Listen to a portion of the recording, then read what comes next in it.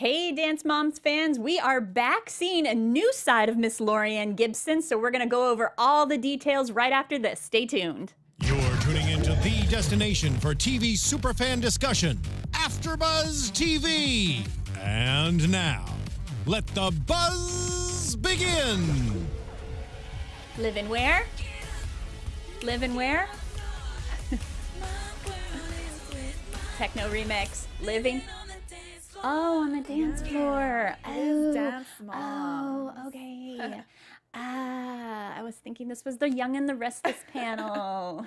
No. We're talking all about dance. Oh, got it. Okay. Hey, guys. My name's Tamra Brown. Thank you so much for joining us for the AFTERBUZZ TV Dance Moms recap of Season 17, Episode 19, All Choked Up. Yeah. How you doing today? I'm good. I'm Karina Vargas. You guys can find me everywhere on Twitter and Instagram at KarinaXVRGS. And before we get started today, we just wanted to talk to you guys briefly. A little bit of news coming from AFTERBUZZ TV, the channel that you all know and love. And thank you so much for tuning in week after week. We are restructuring a little bit in order to keep things as streamlined as possible for our fans and our viewers and listeners, and to make things easier for you.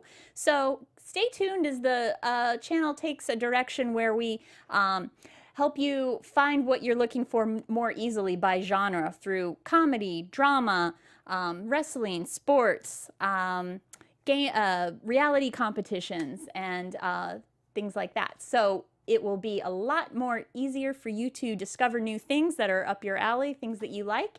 And it's going to be really exciting, everything that's coming up around here. So we're looking forward to it. So thank you so much for tuning in again, and stay with us because we got a lot of really cool things on the horizon. Yeah. Let's Awesome. do it. So we are in Season 7, Episode 19. This one's called All Choked Up. And this one was interesting. We got to see like a different side of Lorianne Gibson. I know. She was very focused, and I liked it. Even though last week she was too, but this time I felt like she really gave it her all because she wanted to win. Yeah.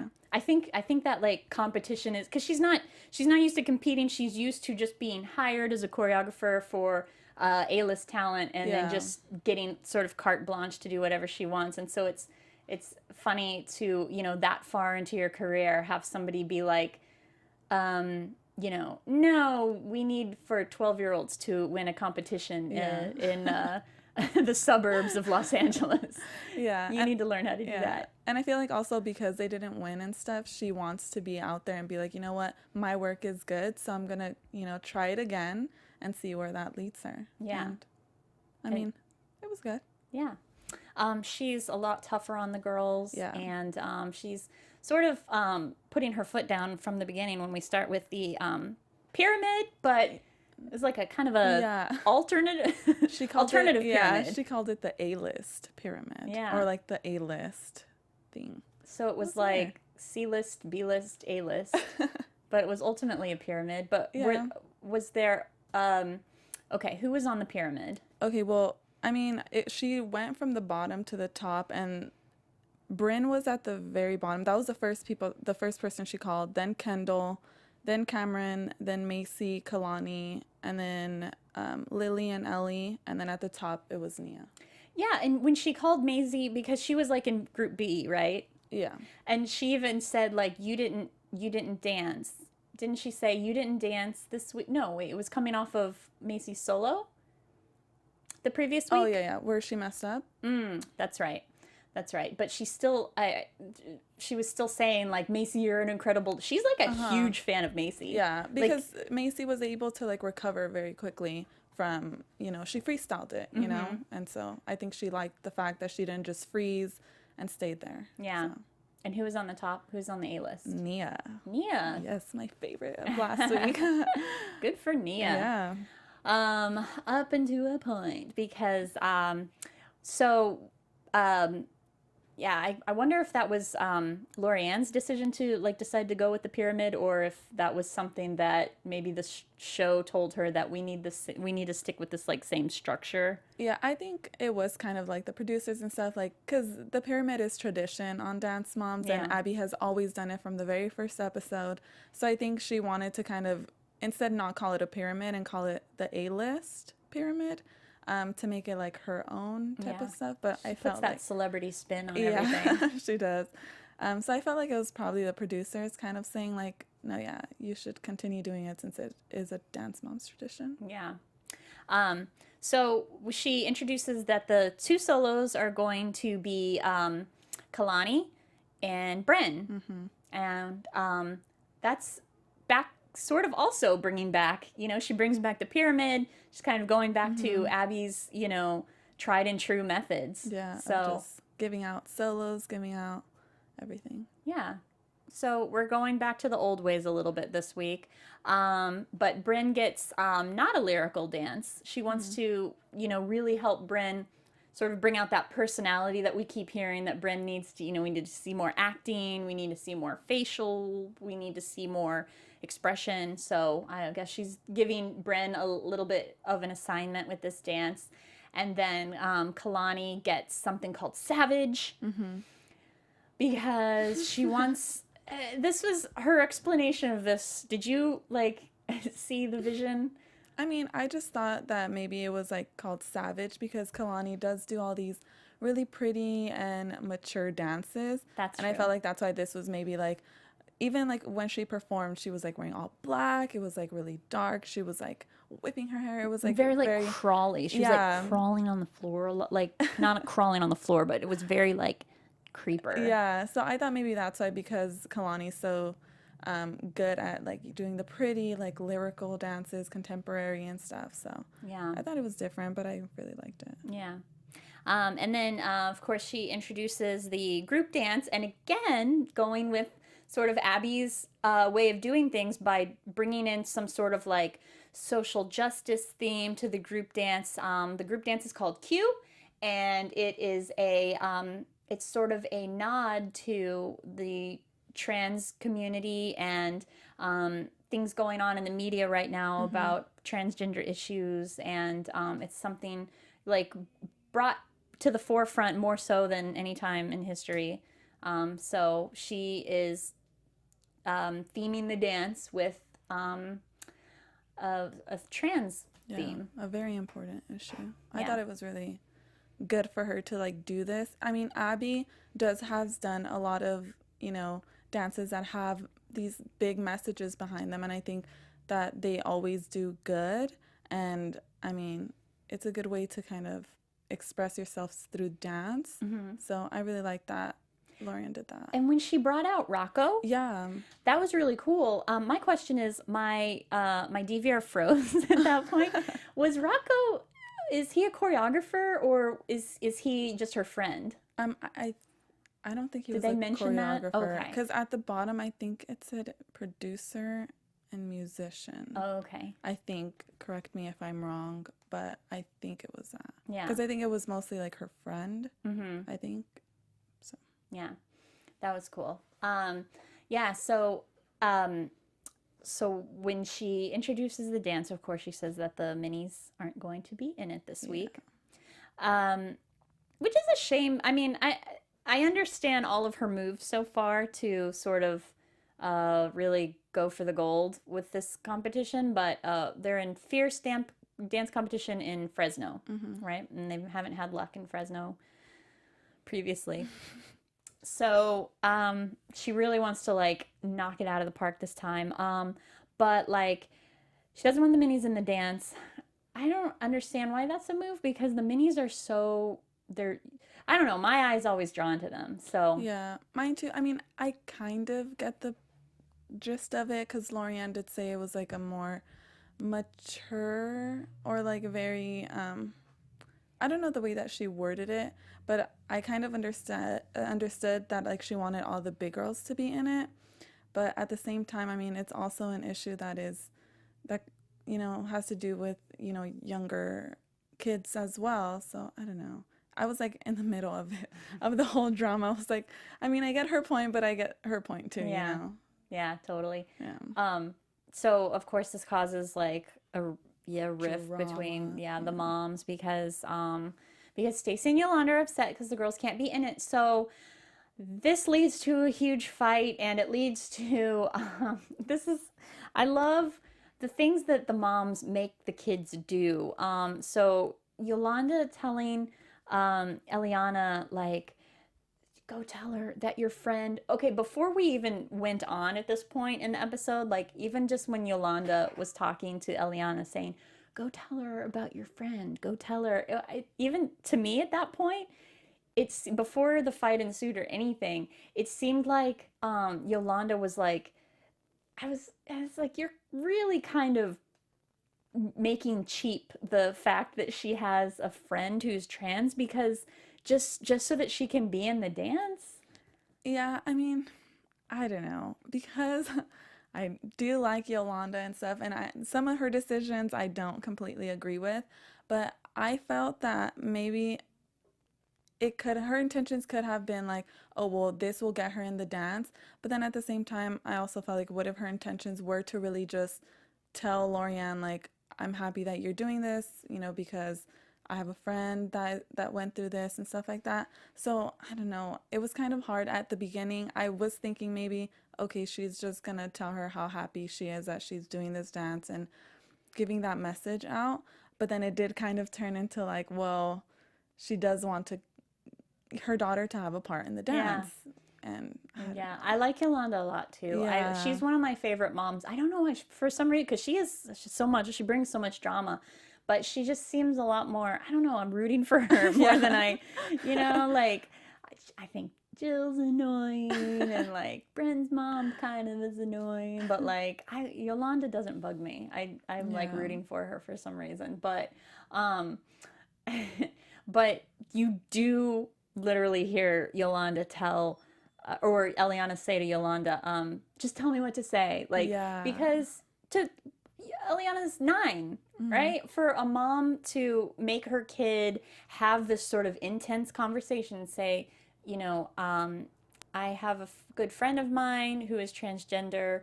I would like to use my personal experience and my, have my strong feelings about this, utilize. I think it could be utilized in the dance. That's a heavy conversation to put on a 9-year-old to have. So I understand why Eliana's like, just tell me what to say. Like, that's a hard conversation for an adult to say. And I felt like Yolanda should have said that, like exactly what you said, instead of denying that, like, no, well, like, Eliana didn't tell me that, Yeah. because you clearly hear it, and so I felt that if she would have been like, okay, well, yeah, she told me to, like, what to say. I mean, she asked me what to say, but because it's such a, difficult thing for a 9-year-old to tell somebody about, I felt if she would have just came out and said that, there would have been maybe less drama. Yeah, because I mean, Stacy kind of Yolanda was wrong to obviously attack her, but Stacy kind of blew things out of proportion too, And like, especially when she apologizes, and that's when all the moms finally take Yolanda's side for the first time, because they're like, Yolanda goes out there and apologizes, and Stacy's like, what did she say? Like, no, you say the words like, I apologize for putting my hands on your neck or something. She wanted like a more specific apology. I know.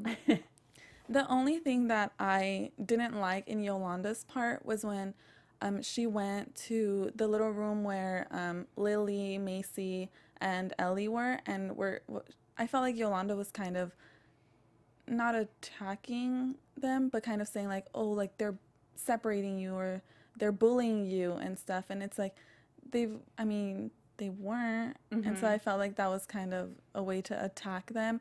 So also it's like putting it in their heads. They were probably like, we weren't even thinking that. Yeah. So that's why I felt like, oh no, I thought that was a really, really bad move in Yolanda's part. Yeah. And so I understand why Stacy got up and got so angry, because she was pretty much attacking Lily and saying, oh, well, she was bullying my daughter, when bullying isn't something to just joke about or like attack somebody for doing that. So I understand Stacy, but it was not a good idea for Yolanda to do what she did. I agree.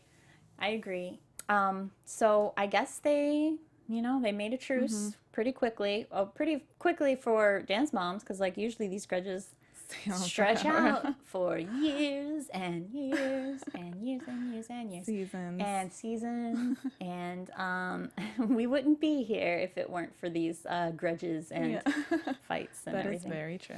Very true. So the episode, it kind of cuts pretty quickly to the actual competition. Oh, wait, no, I'm sorry.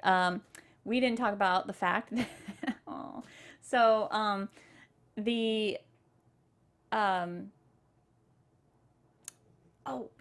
okay, let me bring this up. I was saying this to Karina before we started. I don't know if you viewers have this, but like sometimes some cable providers, they'll show the following week's episode, like 15 minutes of it, before it even started. So I was just about to start talking about something that I thought happened in this episode, but it's like a big chunk from next week's episode. So I guess I'll hold on to that nugget. Yeah, but like I just don't watch the 15 minutes that they air. I can't believe that they do that. Because it's kind of confusing, because at first you think that it's like the current episode, and then it turns out it's just like a long sneak preview of the next episode. Am I the only one? Yeah, because that's getting that. Yeah, that doesn't happen with mine. Yeah. I think mine cuts off to the next show, which is also like another dance competition show. But, yeah. So sharp. Yeah. But that doesn't happen to me. I don't get a 15-minute thing. Because we didn't have... Yeah, okay. I don't want to say anything because it's for next week. Maybe I'll say something. No spoilers. I'll say it in the predictions because it's going to happen. So, yeah, it cuts pretty quick to the competition, right? Yeah. So, in the competition, Bryn, and we start with Bryn's solo... right away. Like it doesn't have the normal, so many things are different now. I wonder, it made me wonder, like, a lot of times Abby probably had like final approval for like a final edit from Lifetime and producers and stuff. I wonder if now that they're, Abby's MIA, it's more in the hands of the producers. I don't know. I just thought it was very jarring. It was like commercial break and then like Bryn's dancing right away. So did you think that? Or maybe there just wasn't really drama in between. There just wasn't anything. Yeah. That could be too. Abby's gone. Like a lot of the, it's just kind of, they're just having to like work a lot harder to. Lorianne is pretty cool. Yeah, so. she's just chill AF. Yeah, so I feel like if there was going to be drama, it's between the moms. Yeah. Not really with Lorianne. Yeah. That's true. They just don't have as much to like harp on. So yeah, Bryn's dance. Okay. What did you think of Bryn's dance? I thought it was different, but I still thought it was really cute because she's not used to doing jazz, and it was something very different because she's always doing lyricals and everything. And I don't know, what did you think? I thought it was interesting. Like, it was a lot more personality and a lot more upbeat than we normally see from Bryn. So that was good on that way. But it's pretty much 3 seconds into it, I was like, oh, this isn't going to win because of the fact that there wasn't enough, I'm going to call them tricks in there. Like, I feel like for these, this long, and we've been seeing, if you've been a Dance Moms fan for the past 7 seasons, you know that in these competition dances, it's got to be, pirouettes after pirouette after leap, and then aerial, and then just trick after trick after trick, and this just lovely dancing with like minimal turns and leaps and things like that. It just doesn't seem to cut it. Yeah, I don't think so either. And I think it is definitely because Lorianne is still trying to make it different and like more of like what you're gonna see in the professional world, not so much in the competition world, but she has to realize that we are in the competition world, right?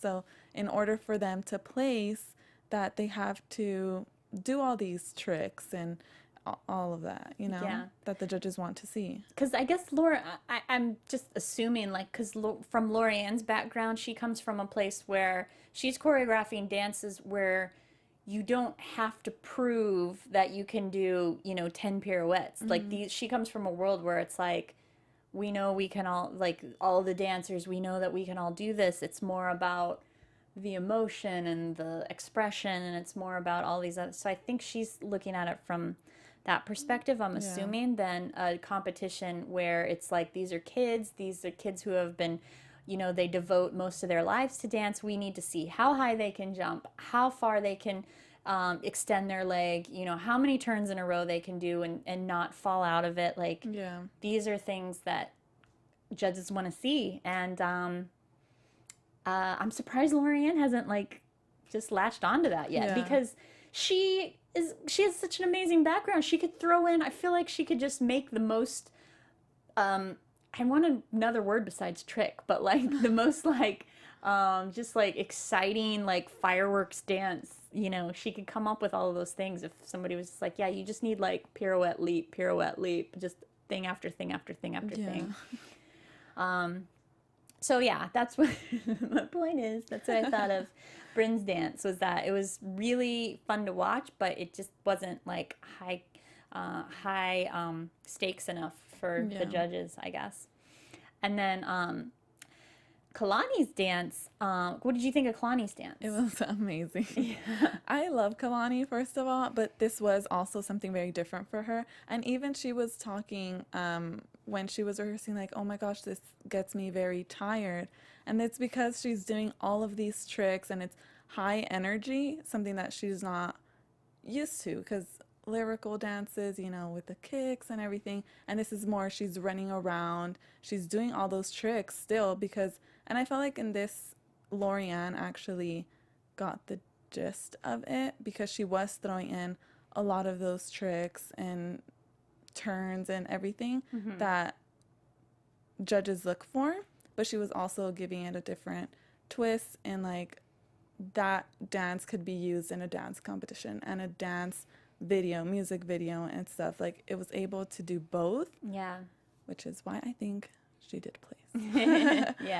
Yeah, Kalani's dance was amazing. I loved it. And it's like, I feel like even when Kalani has just this certain body type that attributes to her skill as a dancer, that even if you give her a dance without turns and leaps and impressive things like that, she still just has these like lines that it just seems, I don't know, it seems to go above and beyond even when you're not trying. I don't know. But yeah, it was a really cool dance, but it's still I guess just didn't have enough of the fireworks for the judges. But and then we see the group dance with the props of the doors.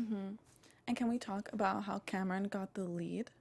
Oh, that was so cool. I know. I thought that was really great for Cameron to actually, because it was her first time ever being a lead in a group dance. And I thought she did amazing. She really transformed into that character and really performed it beautifully. Yeah, Cameron's such a great dancer to watch. And it's cool that we're getting the chance to see her more and more. Yeah. Because she's really great. So, what did you think of the group dance? I thought it was great. I felt like they really told the story. Like, you know how Abby always does the story ones, and I felt like Lorianne actually did that with this one too, because I felt like it was close to Lorianne's heart. And I think I love the girls. I think anything that they do, they actually perform it beautifully. They captured the story, the dances, they landed all the dances. They're always in sync and together when they hit every move. So I thought it was amazing. Yeah. I thought the dancing was amazing. I was a little confused. I don't know, personally, like, I feel like if the doors weren't there, I don't know if I would have gotten what the dance was about. But the dance itself was beautiful. It was so awesome seeing Cameron in the lead. It was so awesome seeing them all move together. I thought it was like a really beautiful dance. I really liked it a lot. But I like the costumes. I don't know if I would have understood I don't know. Maybe I'm wrong. Did you guys get the concept fully? Let us know. Comment. Let us know what you thought of the group dance and the solos. But yeah, I was just I felt like if the doors weren't there, I probably would have been lost as to what it was about. Yeah. I mean, it could be. Maybe. I'm not sure. Yeah. Just picture it without the doors. But I think I still probably would have gotten it. Because you see Cameron in the beginning on the left kind of like alone trying to like figure like herself out. And then as the dance moves on, it's like the girls are more accepting. And then that's when they bring her in. So, I mean, I also be, really have to be hit over the head. Like, it just might be me. Like, it might like, just be too. Because, like, I have to, when something's very, like, interpretive or symbolic, I'm like, huh? I don't I mean, maybe maybe I wouldn't have gotten the whole bathroom, that it was like an issue of like trans and the restrooms, because that's something that's been going on recently of like whether they should get like a separate bathroom. So I thought that maybe I wouldn't have gotten it if the doors weren't there, but I still feel like I probably would have gotten the message that it's about the trans community. I felt like I probably would have still gotten that. Yeah, because, like, Target is putting in gender-neutral bathrooms. There's men, women, right? Men, women, and then gender-neutral. That's, like, what Target and, like, certain chains are doing now. Yeah. I haven't noticed if my local Target has a gender-neutral bathroom yet. I know. Have you noticed if yours? I don't think mine does. I think mine has, like, a family one still. I'll keep an eye out. So then we go to the judging, and we start with the solos, and Bren doesn't place. Yeah. And then Kalani gets second. Which I would have thought she would have gone first for sure. Yeah. And I thought at least Bryn would have placed at least top 3. But I guess it's not what the judges were looking for. In the beginning of the episode, when I think Jill and some of the moms are saying, like, Kalani's always been Abby's favorite. I don't know. It seems like obviously Maddie was always Abby's favorite. I don't know if Kalani was always Abby's favorite. She kind of ebbed and flowed. Like, sometimes she was, sometimes she was just completely forgotten. Yeah. I felt, Maddie has always been her favorite, but I felt like once Maddie left, then I felt like Abby had to get a new favorite. And I think Kalani kind of was. It was either Kalani or the minis, because Abby was really into the minis. So I think I can't either wait Kalani was like the first one or the second one. Eliana's going to be such an amazing dancer I know. in a couple years. I mean, she already is, obviously. I think she's, dare I say it, I think she's going to be a better dancer than Maddie. I think she's going to grow. Like, she's really, I feel like we should, like, put together side-by-side dance of Eliana. Producers should do this in a future episode. Have they had Eliana do a Maddie dance yet? No. I don't think Oh, they so. should do that, because to see, like, side-by-side Eliana, like, almost verses, but, like, just seeing, like, how their styles, are they similar? You know, like, can Eliana place with a dance that Maddie always placed with? Like, I would love to see that. That would be interesting. All of you Dance Moms producers out there that clearly watch our recap every week, think about that one.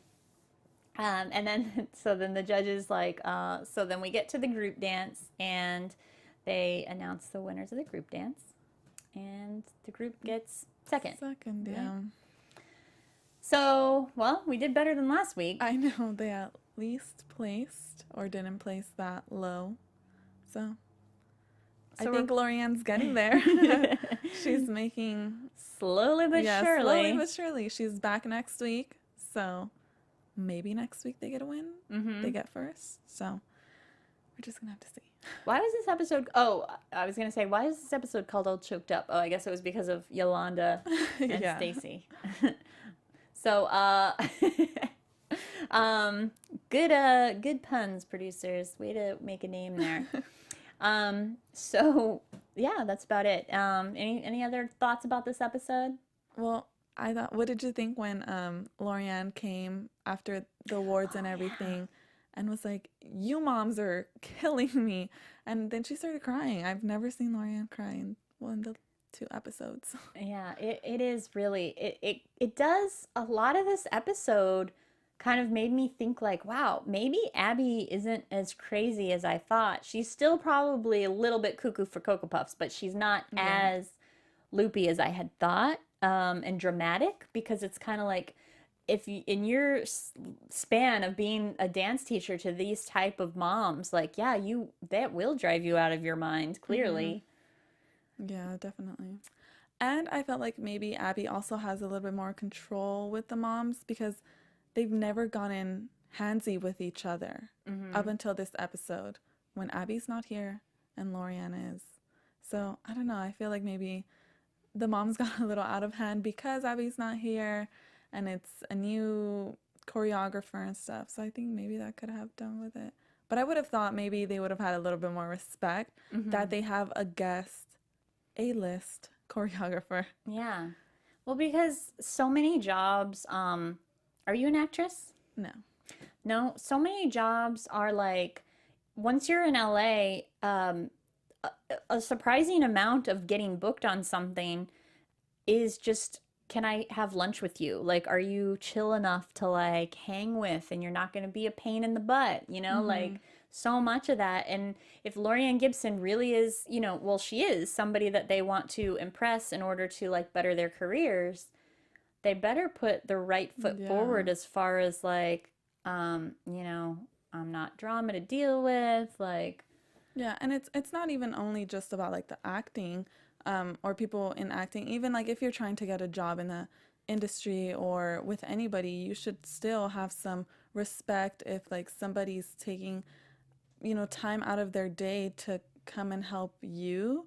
I think there should be some kind of like boundaries of, you know, what you should do. Totally. Or how you should act. So Yeah, I agree. I just would have thought.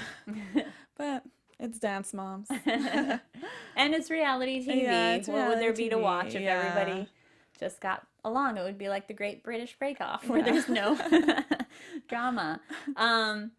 So I don't know if I should mention a little bit what like, okay, should I call this predictions? But it's just basically in the next episode. But I don't know. we know that Lorianne's still going to be with us next week. So Yes. we got that much. And let's see, let's just, for funsies, because we have time, let's throw out some predictions. How about that?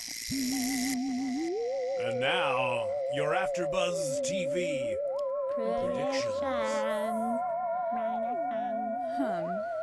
My prediction for next week is that even though like Yolanda and Stacy hashed it out and, you know, they were fine, I feel like it's never fine on Dance Moms, so I feel like they might actually bring it back for next week, at least a couple of little blows here and there. Yeah. And another one is maybe Lorianne will finally get her first place. Ooh, that would be great. Yeah. That would be That great would for be the awesome next to see, episode. yeah.